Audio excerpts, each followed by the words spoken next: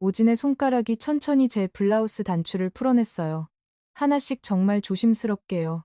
침실로 향하는 발걸음마다 심장이 두근거렸습니다. 그의 손길은 뜨겁고 섬세했고 마치 시간을 멈춘 듯 제 피부 위를 스쳤어요. 낮은 목소리가 귀가에 뜨겁게 속삭여왔고 그 순간 온몸이 떨렸습니다. 민재와는 완전히 달랐어요. 그는 서둘렀고 제 기분 따위는 신경 쓰지 않았거든요. 거친 손길과 차가운 태도, 비아그라의 기계적인 열기만이 기억에 남았는데 오지는 정말 달랐습니다. 하지만 그 따뜻함조차도 결국 저를 묶어두려는 또 다른 족쇄처럼 느껴지기 시작했어요. 제 이름은 한지우입니다. 올해 52세가 됐어요. 서울 강북구에 있는 대학 병원에서 병동 보조원으로 일하며 혼자 살고 있습니다. 남편 강태수와는 5년 전에 영원히 이별했어요. 27년이었습니다. 그 긴 결혼 생활이요. 매일 밤 귀를 기울여야 했어요. 현관문 소리를, 남편이 술에 취해 들어오는 발소리를, 말이에요. 딸그락 열쇠 소리가 들리면 심장이 터질 듯 뛰었습니다. 오늘은 얼마나 취했을까? 오늘은 얼마나 화가 났을까? 문이 열리고 비틀거리며 들어오는 남편은 언제나 똑같았어요. 소리를 지르며 냉장고 문을 차고 거실 탁자를 발로 거쳤습니다. 저는 구석에 웅크리고 앉아 있었어요. 27년 동안 그렇게요. 알코올 중독이었습니다. 결혼 초엔 아니었어요. 사업을 시작하고 나서부터 달라졌죠. 사업이 잘 안 되자 술로 달래기 시작했고 처음엔 소주 한 병, 그 다음엔 2병, 나중엔 아침부터 마셨습니다. 병원에 데려가려 해도 소용없었어요. 가족들은 제게 참으라고만 했습니다. 남편이 힘드니까 그러는 거라며 제가 잘해줘야 한다고 했어요. 그래서 참았습니다. 10년, 20년, 27년이요. 병동 보조원 월급이 200만 원 정도였는데 그중 절반 이상이 남편 술값으로 나갔습니다. 남은 돈으로 생활비를 쪼개 쓰고 병원비를 내고 밀린 공과금을 냈어요. 제 옷은 한 번도 사본 적이 없었습니다. 통장에 돈이 모일 리 없었죠. 야간 근무를 마치고 새벽에 집에 돌아오면 남편이 거실 바닥에 쓰러져 있곤 했어요. 토한 것을 치우고 옷을 벗기고 이불을 덮어주고 나면 잠도 못 자고 다시 출근해야 했습니다. 그렇게 살던 어느 날이었어요. 5년 전 가을 남편이 또 술에 취해 쓰러졌습니다. 이웃이 전화했어요. 남편분이 골목에서 쓰러져 계신다는 말이었습니다. 응급차가 왔 병원으로 실려갔어요. 하지만 저는 가지 않았습니다. 야간 근무 중이었지만 그게 핑계는 아니었어요. 그냥 더 이상 못하겠다는 생각이 들었거든요. 27년 참았어요. 이제 더는 못 참겠다고요. 다음 날 아침 집에 돌아왔습니다. 남편은 병원에서 퇴원해 소파에 누워 있었어요. 저를 보더니 소리를 질렀습니다. 어제 왜 안 왔냐며 창피하게 만들었다는 얘기였어요. 서랍에서 이혼 서류를 꺼냈습니다. 3개월 전에 미리 준비해 둔 거였어요. 이혼하자고 말했습니다. 남편이 웃었어요. 자기가 이혼을 하냐는 반응이었습니다. 네, 이제 못 살겠다고 답했어요. 서류를 식탁에 던졌습니다. 사인하라고 안 하면 재판 이혼할 거라고 말했어요. 시댁 식구들이 달려왔습니다. 며느리가 어떻게 이럴 수 있냐며 남편이 힘들 때 도와야 하는 거 아니냐고, 이혼하면 어떻게 살 거냐고 물었어요. 귀를 막았습니다. 더 이상 듣고 싶지 않았어요. 2주 후 협의 이혼이 성립됐습니다. 남편은 끝까지 술에 취한 채로 서류에 사인했어요. 전세, 보증금 절반을 받아 원룸으로 이사 있고 처음으로 제 이름만 적힌 계약서를 받았습니다. 6평 작은 방이었지만 천국 같았어요. 귀를 기울일 필요가 없었거든요. 현관문 소리를 신경 쓸 필요도, 소리 지르는 사람도, 물건 던지는 사람도 없었습니다. 고요했어요. 처음 1년은 정말 좋았습니다. 야간 근무 끝나고 집에 오면 아무도 없었고 토한 것도 없고 쓰러진 사람도 없었어요. 월급이 온전히 제 것이었습니다. 200만 원 전부요. 통장에 돈이 쌓였어요. 27년 만에 처음이었습니다. 커피 한 잔 마시는 것도 빵 하나 사는 것도 다 제 마음이었어요. 이게 평화구나 싶었습니다. 매일 밤 잠들기 전에 중얼거렸어요. 하지만 2년째부터 달라지기 시작했습니다. 공허함이 밀려왔어요. 야간 근무 끝나고 빈집에 돌아오면 너무 조용했습니다. 아무 소리도 나지 않았어요. 텔레비전을 켜도, 혼자 밥을 먹어도 혼자 잠을 자도 혼자였습니다. 이렇게 늙는 건가, 이렇게 죽는 건가 싶었어요. 천장을 보며 생각했습니다. 그렇게 또 3년이 흘렀어요. 어느새 50세가 됐고 반백이었습니다. 통장에는 3천만 원 정도 모였어요. 27년 동안 한 번도 모아본 적 없던 돈이었습니다. 어느 날 문득 생각했어요. 나만의 집이 갖고 싶다고요. 전세가 아니라 온전히 제 것인지, 제 이름으로 된 집이요. 작아도 좋으니 내 집 말이에요. 유튜브를 보다가 우연히 영상 하나를 클릭했습니다. 50대 여자 혼자 집 짓기라는 제목이었어요. 한 여성분이 경기도 시골에 땅을 사서 직접 집을 짓는 과정을 담은 브이로그였습니다. 그 뒤로 작 비슷한 영상이 떴어요. 셀프 집짓기 전원주택, 독학 여자도 할 수 있다는 내용들이었습니다. 밤새 영상을 받고 3개월 동안 정주행했어요. 나도 할 수 있을까 싶었습니다. 거울을 봤어요. 52세의 얼굴 주름고 늙었지만 눈빛은 살아 있었습니다. 해보자 뭐 잃을 것도 없잖나 싶었어요. 그날부터 부동산 앱을 뒤지기 시작했습니다. 대출 없이 살 수 있는 땅을 찾았어요.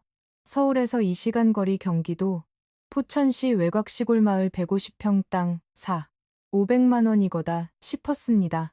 주말마다 그 땅을 보러 갔어요. 버스를 2번 갈아타고 2시간 반이 걸렸습니다. 첫 방문 때는 겨울이었어요. 눈이 쌓인 땅을 보면서 있었습니다. 150평 생각보다 넓었어요. 주변은 온통 논밭이었고 앞쪽으로는 작은 산이 보였습니다. 고요했어요. 차, 소리도 사람 소리도 들리지 않았습니다. 여기에 내 집을 짓는다는 생각에 가슴이 두근거렸어요. 동네 부동산에 들어갔습니다. 60대 남자 사장님이었어요. 어떤 땅을 찾냐고 물었습니다. 인터넷에서 본 그 땅, 150평짜리를 보러 왔다고 답했어요. 아, 거기냐며 혼자 왔냐고 물었습니다. 네, 혼자 산다고 혼자 집 지으려 한다고 말했어요. 사장님이 눈을 크게 떴습니다. 여자 혼자서 집 짓는 거 쉽지 않다는 얘기였어요. 괜찮다고 천천히 할 거라고 답했습니다. 그날 이후 매주 토요일마다 그 땅을 방문했어요. 2월, 3월, 4월, 5월 계절이 바뀌는 걸 지켜봤습니다. 눈이 높고 풀이 돋고 꽃이 피었어요. 땅 주변을 걸으며 상상했습니다. 여기에 집을 짓고 저쪽에 작은 텃밭을 만들고 창문은 남쪽으로 내서 햇빛이 잘 들어오게 하고요. 5번째 방문 끝에 결심했습니다. 사자고요. 통장을 정리했어요. 27년간 모은 돈 총 8천만 원이었습니다. 그중 500만 원을 땅값으로 쓰기로 했어요. 남은 500만 원으로 집을 지어야 했습니다. 대출은 쉽지 않았어요. 신는 누구한테 빚지고 싶지 않았거든요. 내 돈으로만 지을 거였습니다. 계약 당일 손이 떨렸어요. 부동산 사무실에서 서류에 도장을 찍었고 500만 원이 통장에서 빠져나갔습니다. 27년 동안 한 푼 두 푼 모은 돈이었어요. 야간 근무, 수당 명절, 보너스 식대 아껴서 모은 돈, 그 돈이 한순간에 사라졌습니다. 하지만 후회되지 않았어요. 오히려 가슴이 벅찼습니다. 등기소에서 등기부등본을 받았어요. 소유자란에 제 이름이 적혀 있었습니다. 한지 후 27년 결혼 생활 동안 제 이름으로 된 건 아무것도 없었어요. 전세도 남편 이름이었고 통장도 남편이 관리했습니다. 하지만 이 땅은 온전히 제 것이었어요. 등기부등본을 가슴에 꼭 안았습니다. 눈물이 났어요. 그날 오후 땅에 혼자 갔습니다. 제 땅에 첫 발을 뒤었어요. 잡초가 무성했습니다. 바닥에 주저앉아 흙을 만졌어요. 따뜻했습니다. 5월에 햇살이 내리고 있었어요. 중얼거리며 울었습니다. 52년을 살았지만 내 것이라고 할 수 있는 게 없었어요. 하지만 이제 이 땅은 제 것이었습니다. 한참을 그렇게 앉아 있었어요. 집에 돌아와 노트를 펼쳤습니다. 유튜브에서 배운 대로 계획을 세웠어요. 먼저 해야 할 일 잡초 제거 땅, 정리 측량 설계도 작성 건축 허가 신청, 매일 밤 야간 근무 전에 1시간씩 공부했습니다. 건축, 기초 건축법, 시공 순서 자재 종류, 노트가 빽이 채워졌어요. 다음 주 토요일부터 본격적으로 시작했습니다. 작업복을 사고 장갑을 끼고 낫을 들었어요. 잡초를 베기 시작했습니다. 생각보다 힘들었어요. 1시간 작업하면 허리가 끊어질 것 같았고 땀이 비 오듯 흘렀습니다. 하지만 멈추지 않았어요.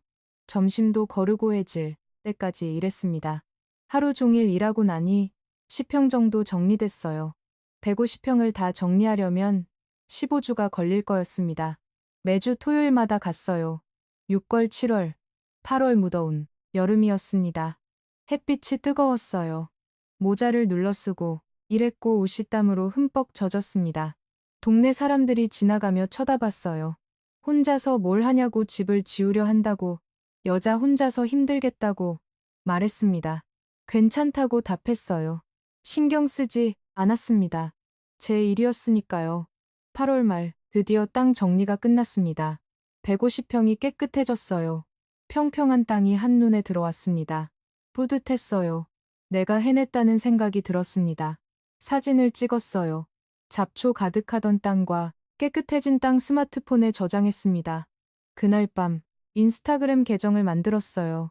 지우집기 첫 게시물을 올렸습니다. 땅 정리 사진과 함께 글을 썼어요. 52세 오늘부터 집을 짓는다는 내용이었습니다.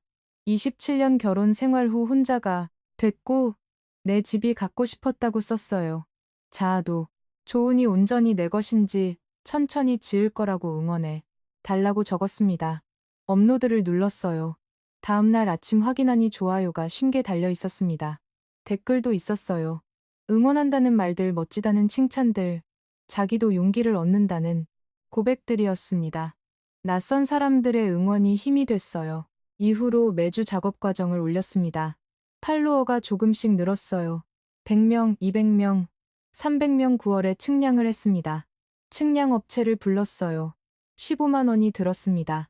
정확한 땅의 크기와 경계를 확인했어요. 도면을 받았습니다. 그 도면을 보며 설계도를 그리기 시작했어요. 집은 작게 지을 거였습니다. 시영방 하나, 주방 겸 거실, 화장실. 그게 전부였어요. 혼자 설기에 충분했습니다. 유튜브 영상을 보며 직접 그렸어요. 사용지에 연필로 선을 그었습니다. 지우고 다시 그리고 또 지우고 그렸어요. 2주가 걸렸습니다. 완성된 설계도를 보니 뿌듯했어요. 내가 그린 설계도대로 집이 지어진다는 생각에 가슴이 벅찼습니다. 10월에 건축허가 신청을 했습니다. 포천시청에 직접 갔어요. 서류가 복잡했습니다. 토지대장 지적도 설계도 건축, 계획서 직원이 놀란 표정으로 물었어요. 본인이 다 했냐는 질문이었습니다. 네, 그렇다고 답했어요. 보통 건축사를 통하는데 혼자 해보려 한다고 말했습니다. 서류를 제출했어요. 한 달을 기다렸습니다. 불안했어요. 혹시 반려되면 어떡하지? 11월 초 연락이 왔습니다. 허가가 났다는 말이었어요. 가슴이 뛰었습니다. 시청에 달려가 허가증을 받았어요. 건축 허가증 소유자 한지우 또 울었습니다. 이제 진짜 시작이었어요. 기초 공사를 해야 했습니다. 이건 혼자 할 수 없었어요. 업체를 알아봤습니다. 견적을 받았어요. 300만 원 생각보다 비쌌습니다. 하지만 어쩔 수 없었어요. 계약했습니다. 12월 초 기초 공사가 시작됐어요. 추운 날씨였습니다. 포클레인이 땅을 받고 시멘트를 부었어요. 3일이 걸렸습니다. 공사 내내 현장을 지켰어요. 야간 근무 끝나고 바로 달려갔고 잠도 안 자고 지켜봤습니다. 기초 공사가 끝났어요. 시멘트 바닥이 생겼습니다. 10편 크기에 네모난 바닥, 여기에 집이 올라가는 거였어요. 사진을 찍어 인스타에 올렸습니다. 기초 완성, 이제 집을 짓는다는 내용이었어요. 팔로워가 500명을 넘었습니다. 댓글이 쏟아졌어요. 축하한다는 말들, 과정 보는 게 힐링이라는 고백들, 응원한다는 메시지들이었습니다. 집으로 돌아와 통장을 확인했어요. 남은 돈 200만 원, 기초공사에 300만 원을 쓴 거였습니다. 앞으로 자재비, 시공비가 더 들 거였어요. 계산을 해봤습니다. 빠듯했지만 가능할 것 같았어요. 천천히 하면 된다고, 급할 거 없다고 스스로를 다독였습니다. 새해가 밝았습니다. 1월부터 본격적으로 벽체 작업을 시작하려 했어요. 자재를 알아보기 시작했습니다. 목재, 단열재, 창문, 지붕재 종류가 너무 많았어요. 유튜브로 공부했지만 실제로 고르려니 막막했습니다. 이걸 어떻게 선택하지? 그때 인스타그램에 DM이 왔어요. 건축, 자재, 유통일을 하는 사람이라며 조언을 해주겠다는 내용이었습니다. 프로필을 확인했어요. 박민재 59세 프로필 사진은 세련된 캐주얼 차림에 고급스러운 배경이었습니다. 게시물을 보니 럭셔리한 집들 사진이 가득했어요. 북유럽 스타일 전원주택, 모던 인테리어, 할로어가우, 영명이었습니다. 감사하다는 답장을 보냈어요. 그날부터 민재와 DM으로 대화를 시작했습니다. 벽체자재 추천 링크를 보내왔어요. 고급 목재였습니다. 단열도 좋고 내구성도 뛰어나다며 투자 가치가 있다는 설명이었어요. 나중에 집을 팔 때도 가격을 잘 받을 수 있다는 얘기였습니다. 일주일 정도 DM을 주고받았어요. 민재는 자재에 대해 정말 많이 알고 있었습니다. 전문가였어요. 신뢰가 갔습니다. 통화를 한번 해보자는 제안이 왔어요. DM보다 전화가 편할 것 같다는 이유였습니다. 번호를 주고받았어요. 그날 저녁 전화가 왔습니다. 목소리가 좋았어요. 중저음의 자신감 있는 목소리였습니다. 집 짓는 게 정말 대단하다며 여자 혼자서 쉽지 않은 일이라는 칭찬이었어요. 자기도 이혼하고 혼자 산 지 3년이 됐다는 얘기도 했습니다. 요즘 혼자 사는 여성들이 정말 멋진 것 같다며 특히 주체적으로 사는 사람들이 대단하다는 말에 얼굴이 화끈거렸어요. 2주 후 민재가 제안했습니다. 현장을 한번 가봐도 되겠냐는 물음이었어요. 직접 보고 조언을 드리는 게 나을 것 같다는 이유였습니다. 이번 주 토요일이 어떻겠냐는 질문에 좋다고 답했어요. 설렜습니다. 5년 만에 남자와 만나는 약속이었어요. 토요일 오전 10시 현장에서 만났습니다. 민재가 검은색 SUV를 타고 나타났어요. 차에서 내리는 모습이 멋있었습니다. 키가 크고 깔끔한 베이지색 재킷에 청바지 손목에 반짝이는 시계가 보였어요. 악수를 청하며 반갑다는 인사를 건넸습니다. 손이 부드러웠어요. 현장을 함께 둘러봤습니다. 민재가 이곳저곳을 살펴보며 평가를 내놓았어요. 기초는 잘 됐지만 벽체 자재는 바꿔야 한다는 얘기였습니다. 단열이 약해서 겨울에 춥고 여름에 더울 거라는 설명이었어요. 자기가 아는 업체를 통하면 고급 자주를 싸게 구해줄 수 있다는 제안이었습니다. 전문가의 조언이었습니다. 믿음이 갔어요. 창문도 일반 창호가 아니라 시스템 창호를 써야 한다는 얘기였어요. 비용이 좀 들어도 나중에 에너지가 절약되고 투자할 가치가 있다는 말이었습니다. 한 50만 원 정도 차이가 난다는 설명이었어요. 고개를 끄덕였습니다. 민재 말이 다 맞는 것 같았어요. 1시간쯤 현장을 보고 난 뒤 민재가 물었습니다. 점심을 먹었냐는 질문이었어요. 아직이라고 하자 같이 먹자며 근처 괜찮은 식당을 안다는 얘기였습니다. 차에 탔습니다. 가죽 시트가 푹신했어요. 은은한 향수 냄새가 났습니다. 20분쯤 달렸을까요? 도착한 곳은 프렌치 레스토랑이었어요. 당황했습니다. 입구부터 고급스러웠어요. 여기 점심 코스가 괜찮다는 설명이었습니다. 들어가니 테이블마다 하얀 테이블보가 깔려 있었습니다. 창가 자리에 앉았어요. 메뉴판을 펼쳤는데 가격이 안 적혀 있었습니다. 불안했어요. 뭘 먹을 거냐는 물음에 잘 모르겠다고 답했습니다. 민재가 추천해 주겠다며 여기에 트러플 리조또가 진짜 맛있다는 얘기를 했어요. 음식이 나왔습니다. 접시가 예술 작품 같았어요. 한 입 먹었는데 생전 처음 먹어보는 맛이었습니다. 맛있다는 말이 절로 나왔어요. 다행이라며 이런 데서 식사를 해야 한다는 민재의 말이었습니다. 너무 비싼 거 아니냐고 물었지만 괜찮다는 대답이었어요. 집 짓느라 고생하는데 이 정도는 대접해야 한다는 말에 얼굴이 뜨거워졌습니다. 식사하며 이야기를 나눴어요. 민재 이야기를 들었습니다. 건축 자재, 유통을 20년 했다는 얘기였어요. 지금은 큰 회사는 아니지만 거래처가 많다는 설명이었습니다. 이혼은 3년 전에 했고 아내가 성격 차이를 이유로 들었다는 얘기였어요.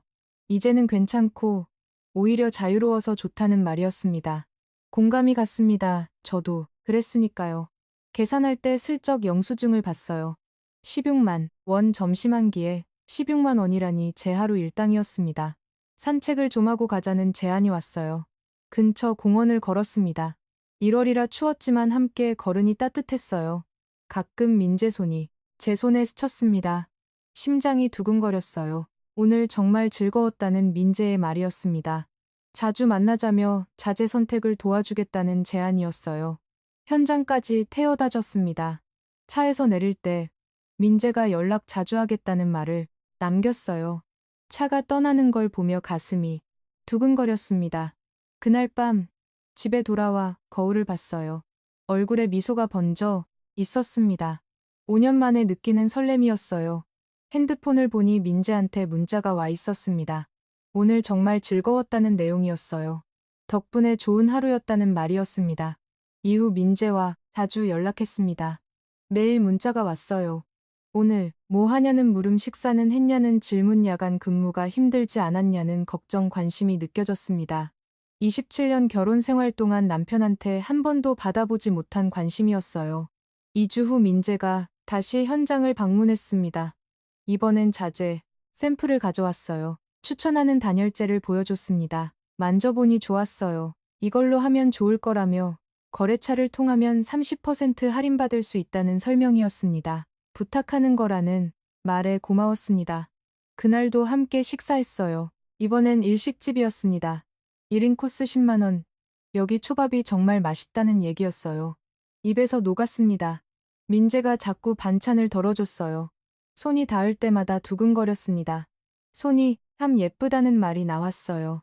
이런 손으로 집을 짓다니 대단하다는 칭찬에 얼굴이 빨개졌어요. 식사 후 민재 차에서 이야기를 나눴습니다. 민재가 좋아한다는 고백이 나왔습니다. 심장이 쿵쾅거렸습니다. 갑작스럽다고 했지만 처음 만났을 때부터 좋았다는 대답이었어요. 부담 가지지 말라며 그냥 마음을 말하고 싶었다는 설명이었습니다. 대답하지 못했습니다. 그날 밤 잠을 이룰 수 없었어요. 민재 고백이 자꾸 생각났습니다.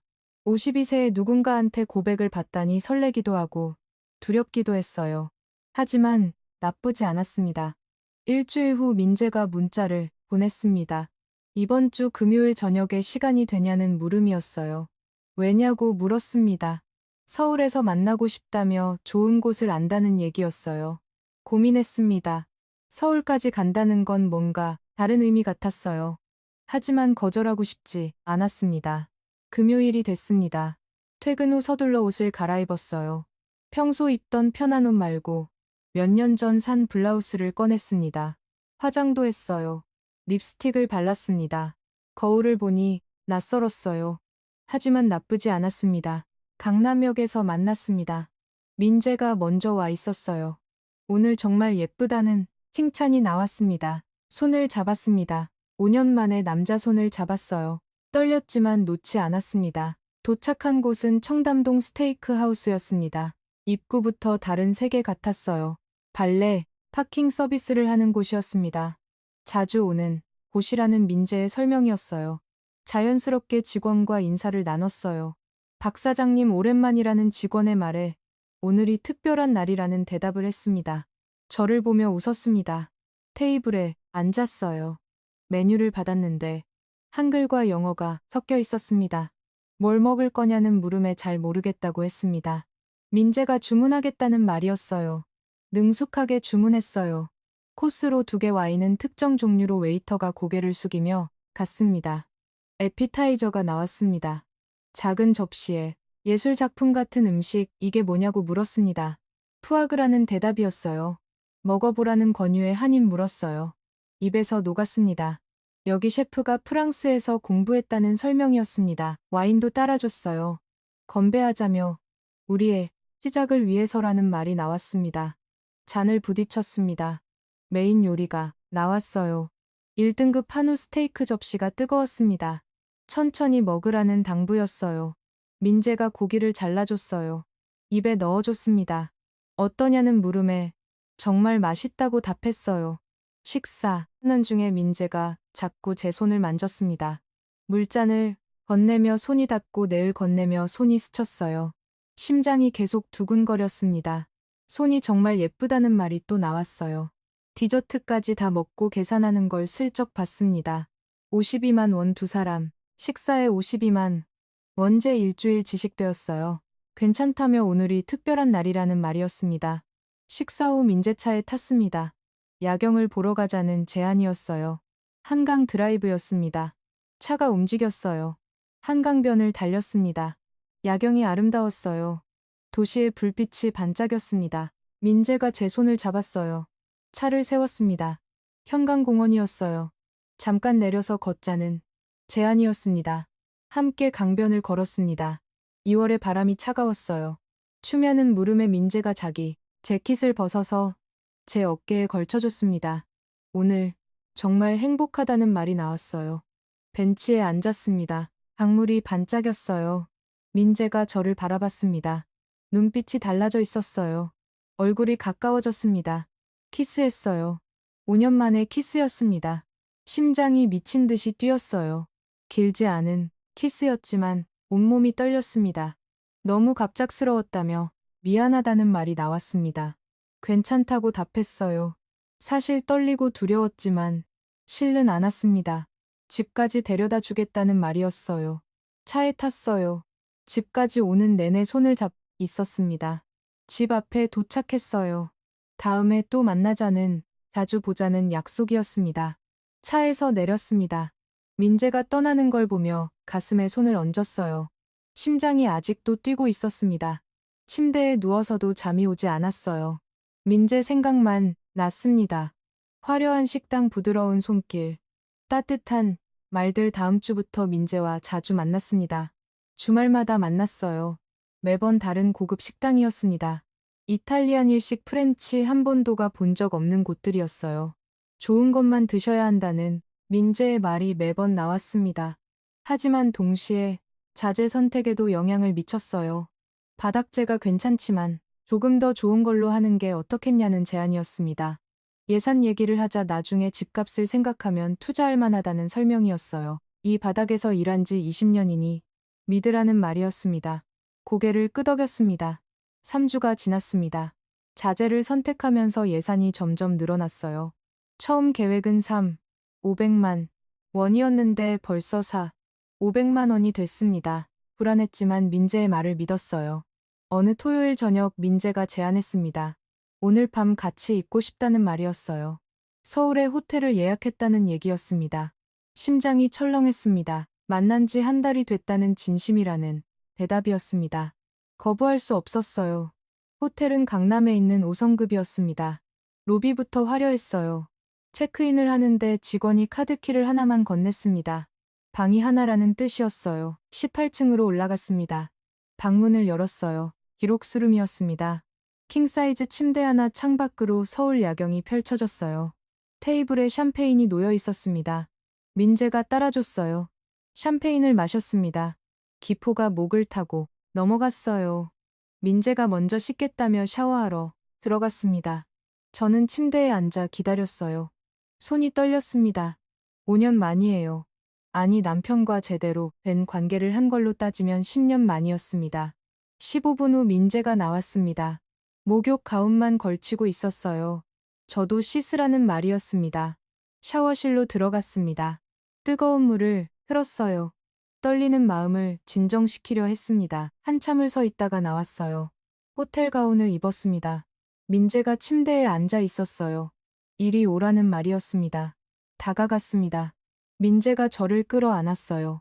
키스가 시작됐습니다. 옷을 벗기기 시작했어요. 불을 좀 꺼달라고 했습니다. 왜냐며 보고 싶다는 대답이었어요. 하지만 문제가 생겼어요. 민재가 제대로 밝기가 안 됐습니다. 잠깐만 기다리라는 말이 나왔어요.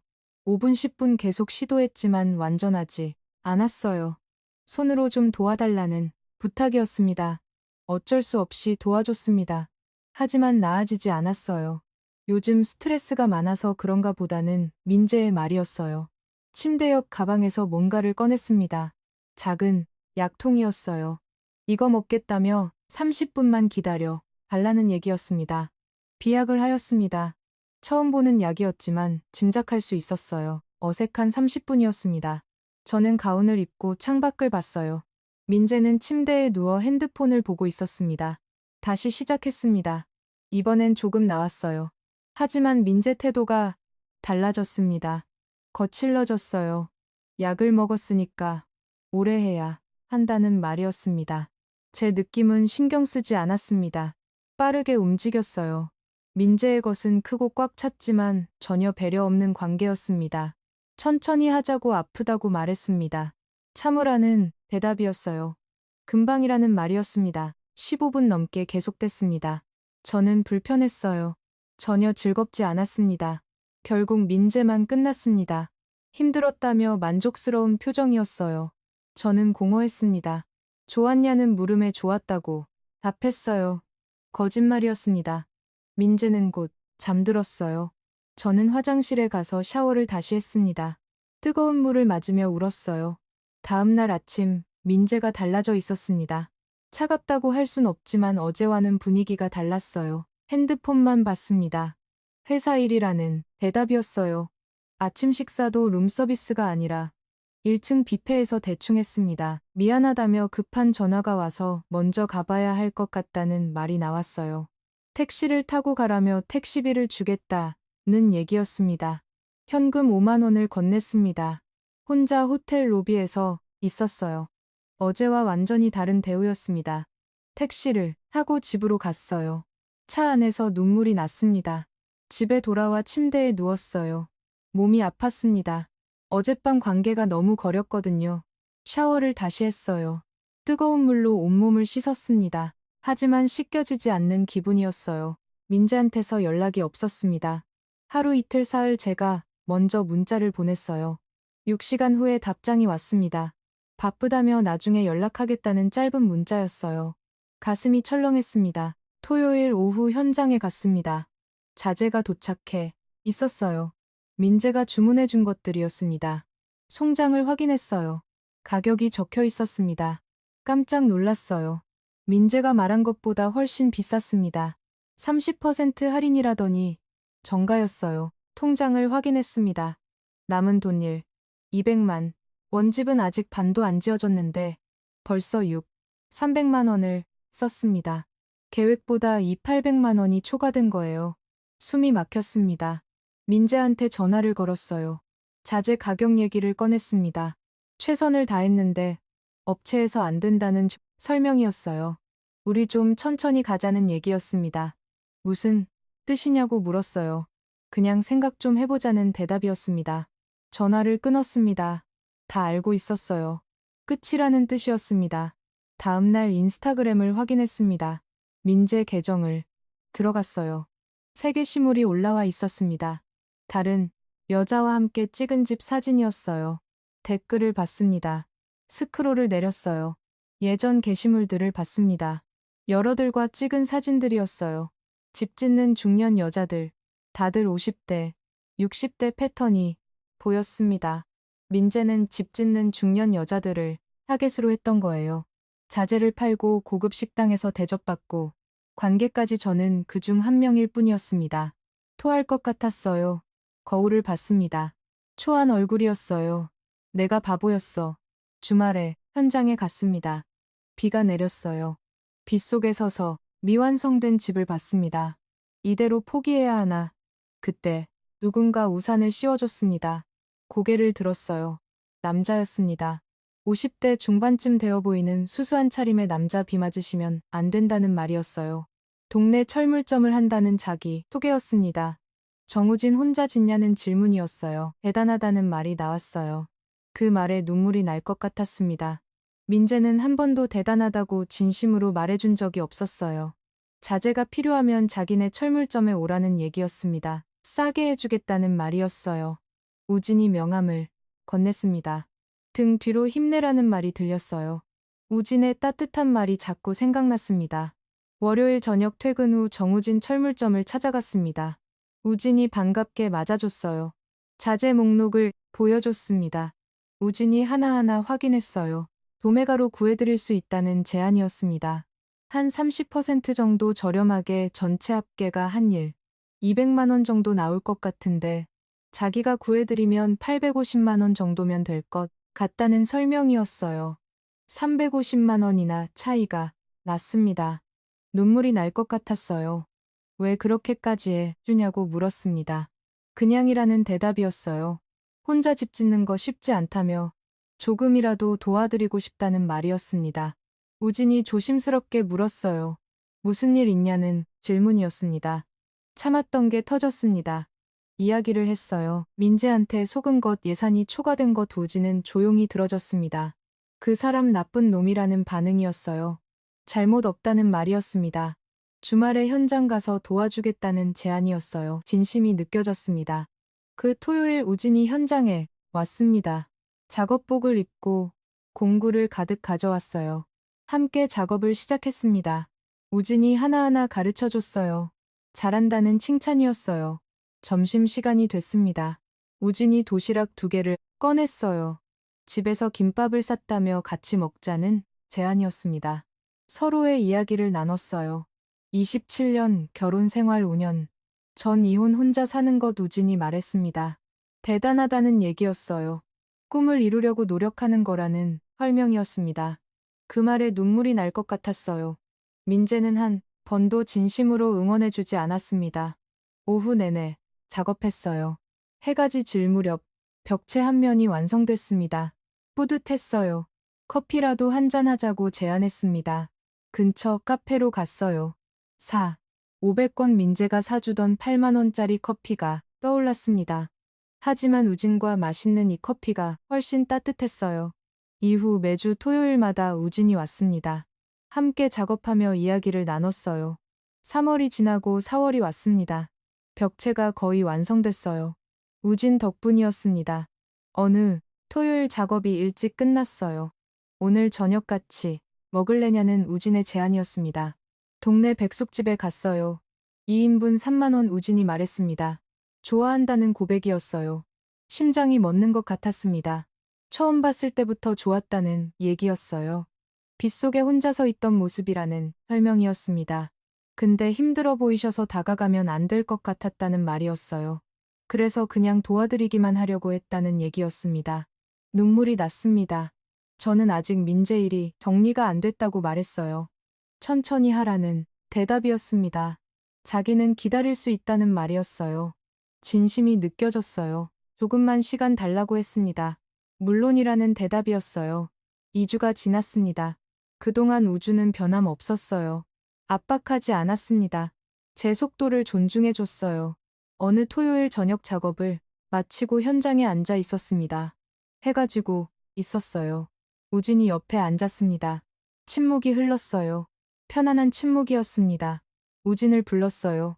손잡아도 되냐고 물었습니다. 우준이 제 손을 잡았어요. 따뜻했습니다. 거칠었어요. 일하는 사람의 손이었습니다. 하지만 이 손이 더 좋았어요. 마음 정리됐다고 말했습니다. 네, 우리 사귀자고 했어요. 우진이 환하게 웃었습니다. 우진과 사귄 지 1달이 지났습니다. 매주 토요일마다 함께 작업했어요. 일요일에도 만났습니다. 소박했지만 행복했어요. 5월 어느 토요일 지붕 공사가 시작됐습니다. 우진이 아는 업체를 소개해줬어요. 견적이 나왔습니다. 400만 원. 지붕 공사를 지켜보며 우진과 도시락을 먹었어요. 우진이 말했습니다. 거의 다 됐다는 얘기였어요. 네, 이제 내부만 마무리하면 되겠다고 답했습니다. 언제쯤 완성될 것 같냐는 물음이었어요. 1~2달이라고 답했습니다. 침묵이 흘렀어요. 우진이 조심스럽게 말했습니다. 같이 살고 싶다는 얘기였어요. 심장이 철렁했습니다. 같이 사냐고 물었어요. 우리 나이에 뭘 기다리냐는 대답이었습니다. 좋으면 같이 사는 거라는 말이었어요. 생각 좀 해볼게라고 답했어요. 우진은 웃었습니다. 하지만 저는 불편했어요. 가슴이 답답했습니다. 그날 밤 잠을 이룰 수 없었습니다. 같이 산다는 것, 27년 결혼 생활이 떠올랐어요. 매일 남편 눈치 보던 날들, 제 감정을 죽이고 살던 시간들, 또 그렇게 살아야 하나. 우진은 남편과 다릅니다. 착하고 배려하고 존중해줘요. 하지만 함께 산다는 건 결국 맞춰야 한다는 거였습니다. 아무리 좋은 사람이어도요. 며칠 후진을 만났습니다. 같이 사는 건 아직 이은 것 같다고 말했어요. 천천히 가면 된다는 우진의 말이었어요. 그게 아니라고 답했습니다. 심무흡을 했어요. 나는 30년을 남편한테 맞춰 살았다고, 억압당하고 무시당했다고 말했습니다. 그래서 이제 행복해야 한다는 우진의 말이었어요. 그게요라고 말을 이었습니다. 저한테 행복은 누군가와 같이 사는 게 아니라고요. 우진 얼굴이 굳었습니다. 겨우 5년 전에 자유를 찾았다고 30년 지옥에서 벗어난 지 5년밖에 안 됐다고 말했어요. 이제 또 누군가랑 같이 산다는 게 숨이 막힌다고요. 아무리 좋은 사람이어도 나는 억압하지 않는다는 우진의 말이었습니다. 알아요. 우진은 정말 좋은 사람이라고 답했습니다. 그런데 이건 우진 문제가 아니라고요. 목소리가 떨렸습니다. 저는 아직은 혼자 살고 싶다고 제 시간을 갖고 싶다고 말했어요. 제 집에서 제 마음대로 살고 싶다고요.